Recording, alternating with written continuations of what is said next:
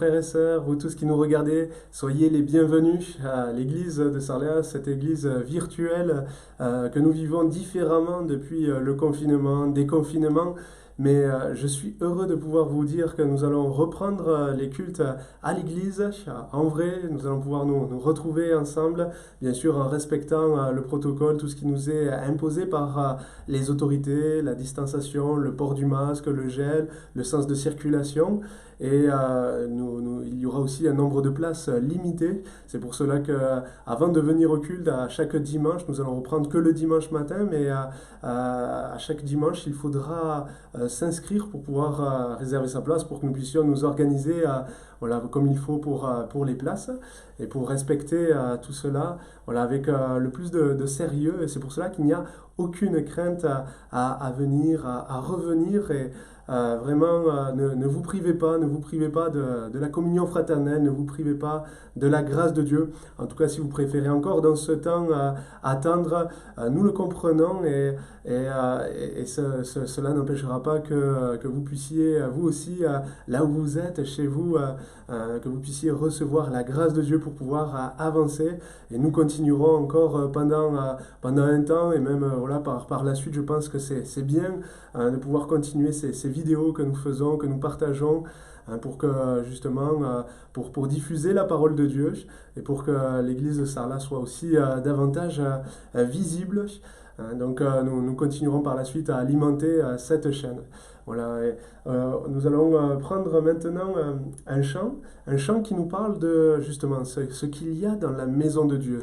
La joie, la paix, l'amour. C'est peut-être un chant que vous ne connaissez pas et je vous encourage à l'apprendre pour que nous puissions ensemble par la suite le chanter quand nous nous retrouverons à l'église. Et puis nous serons par la suite à l'écoute de la parole de Dieu. Voilà, que Dieu nous conduise et que Dieu vous bénisse.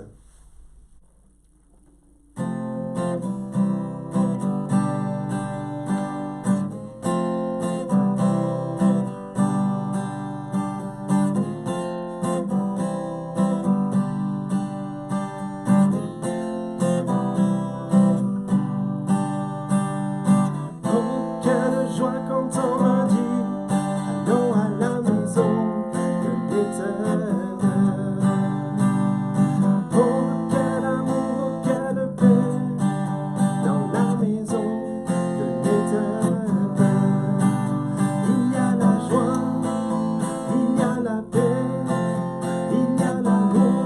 dans la maison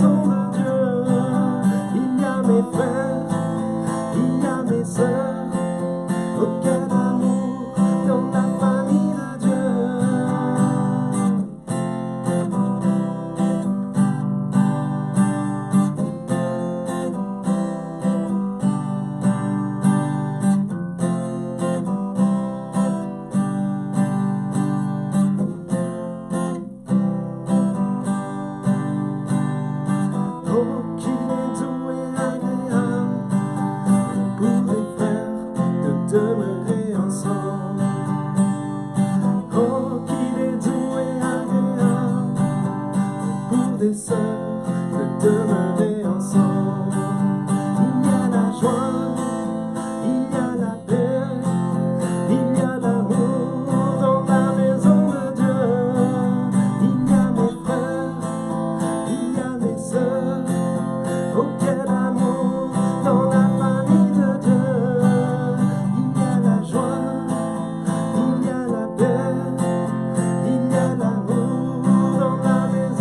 Dieu.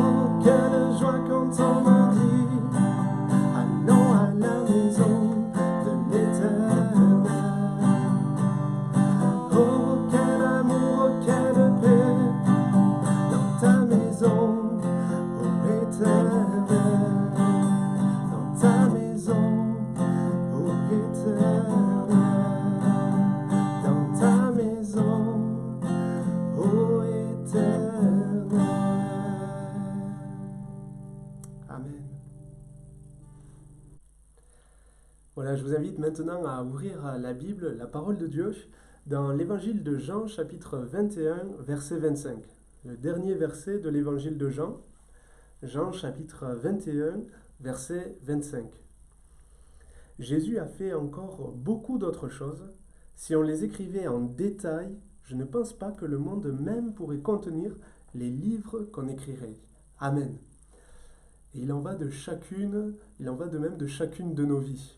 Encore aujourd'hui, je crois que si on écrivait en détail tout ce que Dieu a fait dans nos vies, depuis le jour où nous nous sommes tournés vers lui, et même avant, Dieu a agi, mais encore plus après que nous ayons fait la paix avec Dieu, que nous ayons accepté Jésus comme Sauveur, comme Seigneur, si on écrivait en détail tout ce que Dieu a fait dans nos vies, je ne crois pas que le monde pourrait contenir tous les livres qu'on écrirait. Il n'y aurait pas de bibliothèque assez grande. Dieu est un Dieu du détail. Il est le Dieu du détail. Et il agit avec précision dans les moindres détails dans nos vies. Il agit, on le voit, dans l'infiniment grand. Quand on regarde cet univers, quand on regarde les planètes, les étoiles, les galaxies, c'est saisissant, c'est vraiment majestueux, c'est vraiment, on voit vraiment la grandeur de Dieu quand on regarde tout cela, on voit vraiment que Dieu agit dans l'infiniment grand, mais de même, il agit et il a agi dans l'infiniment petit. Et là encore, quand on regarde partout autour de nous, la nature, la création, on peut le voir. Quand on regarde les animaux, les plantes, les fleurs, une orchidée, quand vous regardez une orchidée, je ne sais pas si vous êtes déjà arrêté sur les détails qu'il y a dans une orchidée, les différences au niveau des couleurs, et c'est vraiment merveilleux, c'est vraiment magnifique. Dieu agit dans les moindres détails. Et quand on regarde pareil le corps humain, quand on regarde nos empreintes digitales, on voit tous ces détails qui sont là et qui font de nous une personne unique.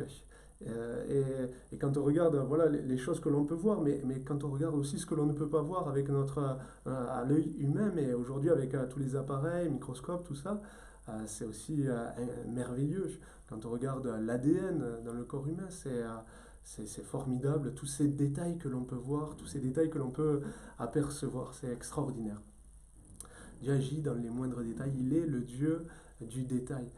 Et vous avez certainement, voilà, en tant que chrétien, expérimenté à plusieurs reprises cela. Vous avez pu certainement voir Dieu agir dans les détails dans votre vie, en faisant plusieurs expériences. J'ai entendu plusieurs témoignages de personnes, et ça peut être parfois en ayant reçu une personne qui est venue sans que ce soit prévu, qui est venue au bon moment, qui nous a vraiment aidés, qui nous a encouragés, qui nous a conseillés, qui nous a fait du bien. Ça peut-être être en recevant une somme d'argent qui correspondait pile à ce que vous devez payer. Peut-être que vous étiez juste, que vous n'aviez pas forcément les moyens, et vous avez reçu cette somme qui correspondait vraiment à ce que vous devez payer, ou à ce que vous alliez devoir payer.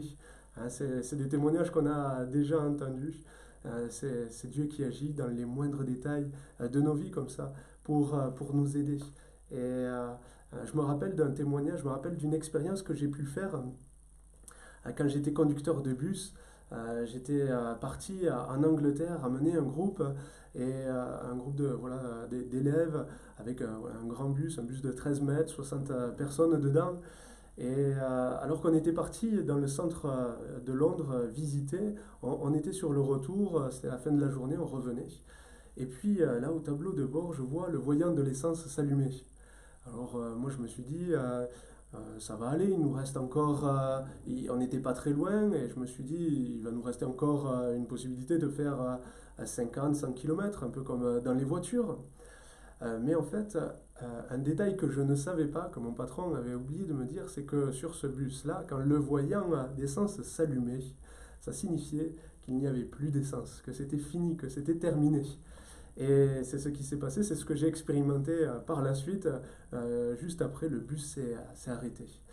Alors, ça n'a pas été évident sur le coup, pour l'expliquer au groupe, aux responsables.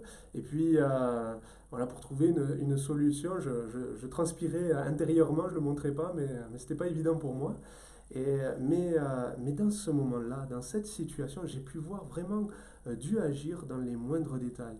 Je je vous assure, à 1 kilomètre, juste après, il y avait un tunnel qui était vraiment dangereux, il y avait juste deux voies, et c'était très serré, il n'y avait pas de bande d'arrêt d'urgence, et c'était même interdit de tomber en panne dans ce tunnel sous peine d'une forte amende.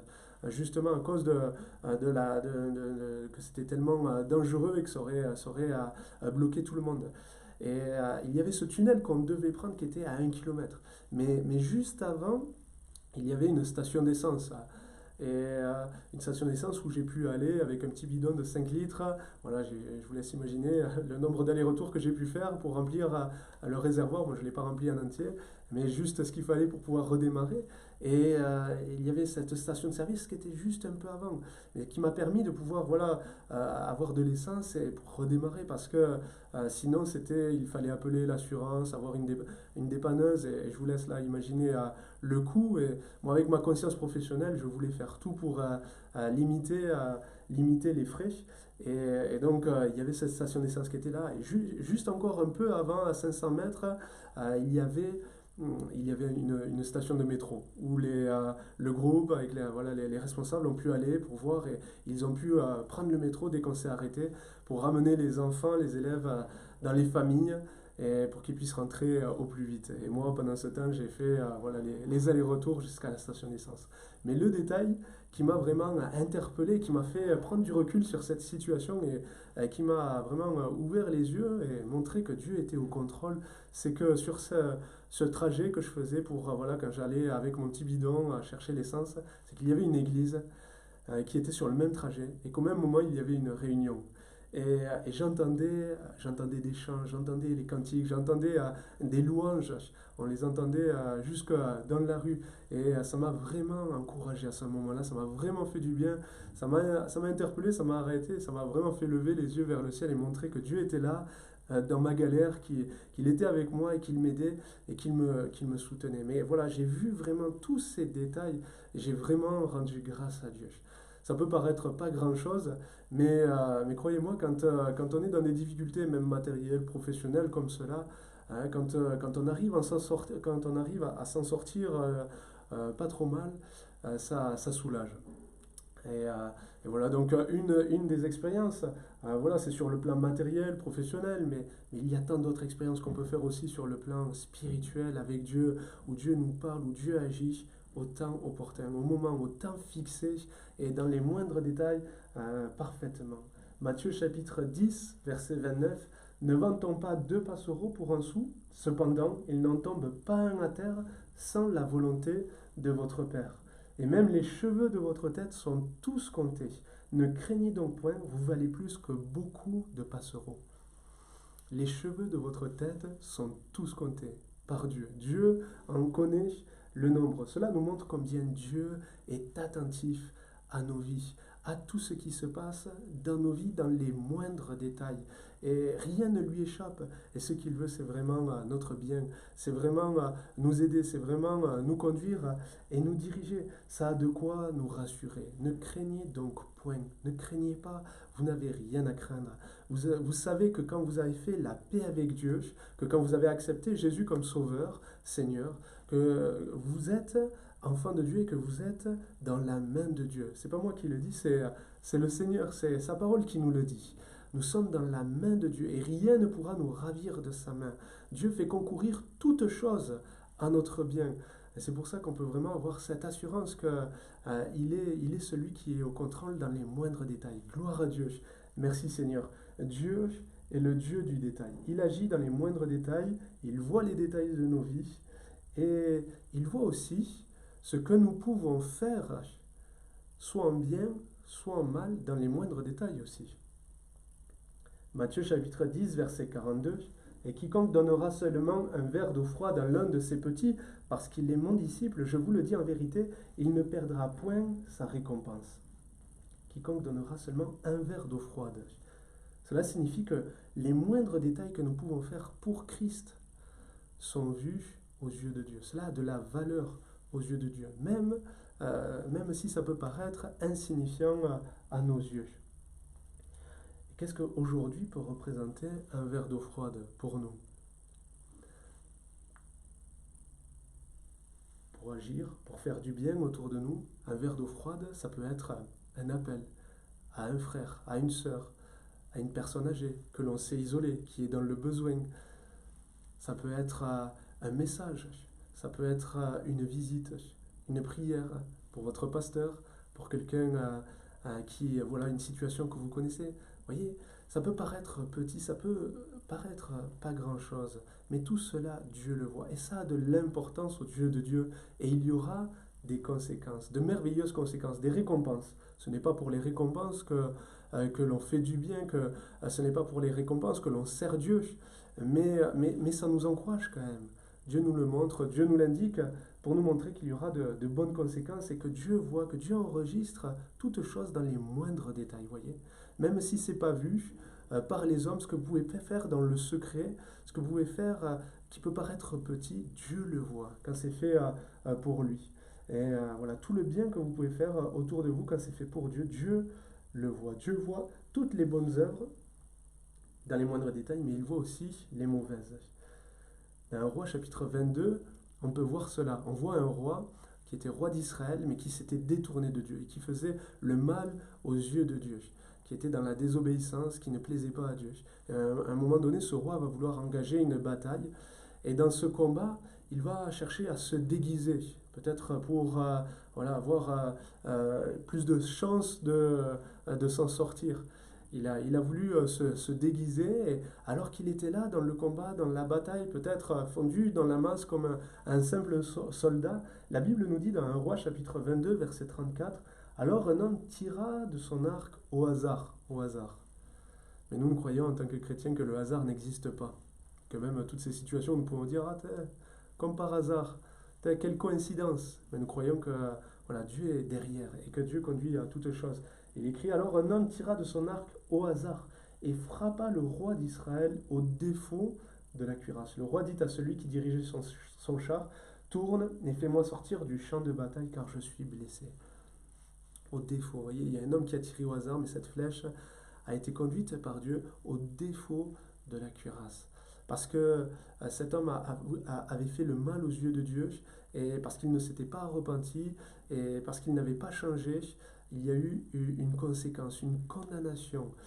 Dieu n'a pas voulu blesser pour blesser, mais ça a été cet homme qui s'est blessé lui-même à cause de ses actes. Et encore aujourd'hui, il nous faut vraiment prendre garde. Prendre garde aux détails dans nos vies qui ne plaisent pas à Dieu.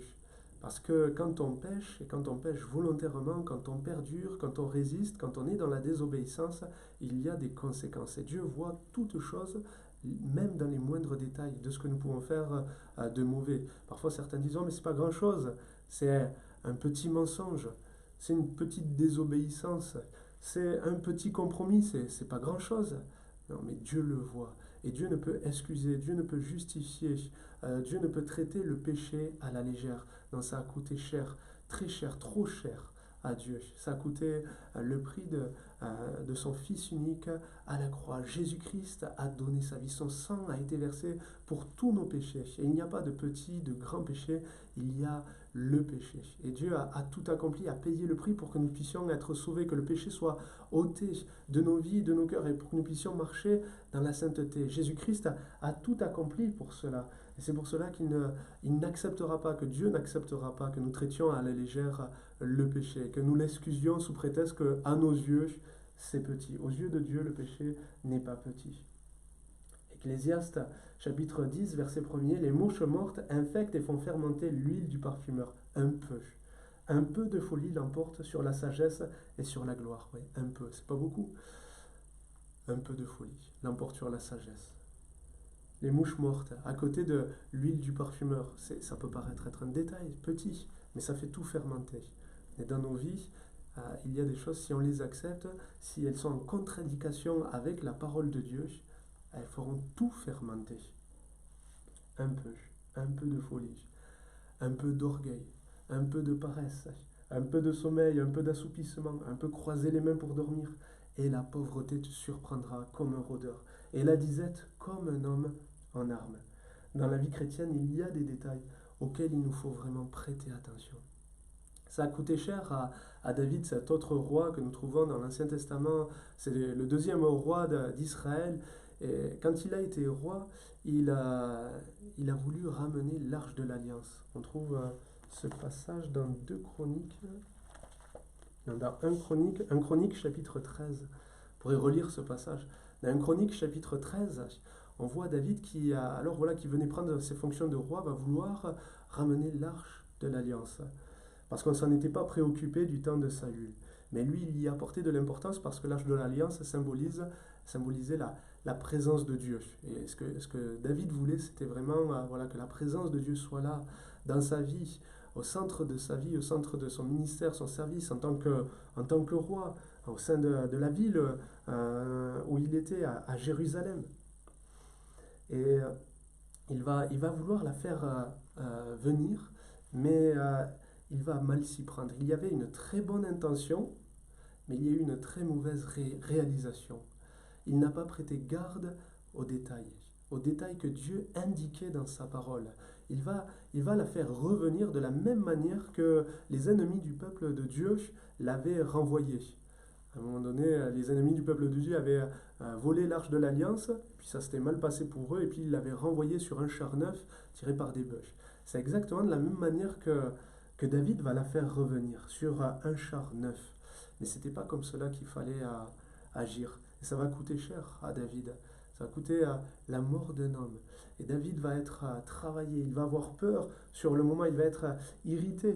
Et il va se poser cette question, mais comment ferais-je entrer chez moi l'arche de Dieu? Comment ferais-je entrer chez moi la présence de Dieu? Il va être travaillé, il va chercher Dieu, il va prier, il va lire la parole de Dieu et il va être interpellé. Il va réaliser, il va ouvrir les yeux, il va prendre garde aux détails. Et il va voir, c'est juste après, vous pourrez le lire dans 1 Chronique 15, alors David dit, verset 2, « L'arche de Dieu ne doit être portée que par les Lévites, car l'Éternel les a choisis pour porter l'arche de Dieu et pour en faire le service à toujours. » Et il y avait même sur l'arche de l'Alliance des détails, des anneaux aux 4 coins de l'arche, des détails, ça pouvait paraître petit. Mais il y avait ces anneaux et il fallait mettre des barres pour que les Lévites portent cette arche sur leurs épaules. Et c'était comme cela, c'était ce que Dieu avait ordonné, c'était ce que Dieu avait indiqué, c'était ce qu'il demandait. C'est comme cela qu'il fallait faire. Et David l'a appris avec une douloureuse expérience, mais il l'a appris et il a su progresser et avancer en prenant garde aux détails par la suite dans sa vie avec Dieu. Et de même dans nos vies, prenons garde aux détails de la parole de Dieu. Encore aujourd'hui, il y en a qui veulent amener la présence de Dieu dans leur vie ou dans l'Église, mais qui ont cette bonne intention, mais qui s'y prennent de la mauvaise manière, qui ne prennent pas garde aux détails de la parole de Dieu et qui font comme le monde. On retrouve parfois dans des églises exactement la même ambiance que ce que l'on pouvait voir dans le monde. Et des manières de fonctionner, d'agir, comme dans le monde, pour exciter la chair ou pour organiser, pour diriger. Et Dieu nous demande de ne pas nous conformer au monde. Ne vous conformez pas au siècle présent, mais soyez transformés par le renouvellement de l'intelligence. Nous ne devons pas faire comme le monde. Le monde ne doit pas rentrer dans l'Église. C'est nous qui devons influencer le monde. Nous devons vraiment veiller à cela. Nous devons faire d'après le modèle qui nous est indiqué dans la parole de Dieu. C'est à cela que nous devons prêter garde et attention dans les moindres détails. C'est ce qui nous donnera d'avoir vraiment, réellement la présence de Dieu au milieu de nous. Alors voilà la pensée que j'avais sur le cœur pour vous partager aujourd'hui. Et je termine avec ce verset dans Luc chapitre 16, verset 10. « Celui qui est fidèle dans les moindres choses, l'est aussi dans les grandes. Et celui qui est injuste dans les moindres choses, l'est aussi dans les grandes. » Dieu est un Dieu du détail. Et il voit les moindres détails de nos vies jusqu'à nos cheveux qui sont tous comptés. Il est là, il est attentif à tout ce qui se passe et il prend soin de nous. Il conduit à toutes choses pour nous donner d'avancer dans ses voies, dans ses projets qui sont parfaits pour chacun d'entre nous. Soyez rassurés, soyez dans la paix. Ne vous inquiétez de rien. Mais prenons garde, nous, faisons notre part pour aussi faire attention aux détails que Dieu voilà, nous indique dans sa parole. Soyons fidèles dans les moindres choses, peut-être dans ces petits services, comme je disais. Voilà, appeler quelqu'un, faire une visite, ça peut paraître pas grand-chose, mais je vous assure, c'est ce qui donne d'avancer, de marquer la différence avec ce monde et qui nous donne de porter un bon témoignage à la gloire de Dieu. Vraiment, je vous encourage à veiller à cela, à ces petites choses. Et peut-être que le Seigneur vous a appelé à faire de grandes choses, mais faites ces petites choses, ces services qui sont là devant vous, des besoins qui se présentent.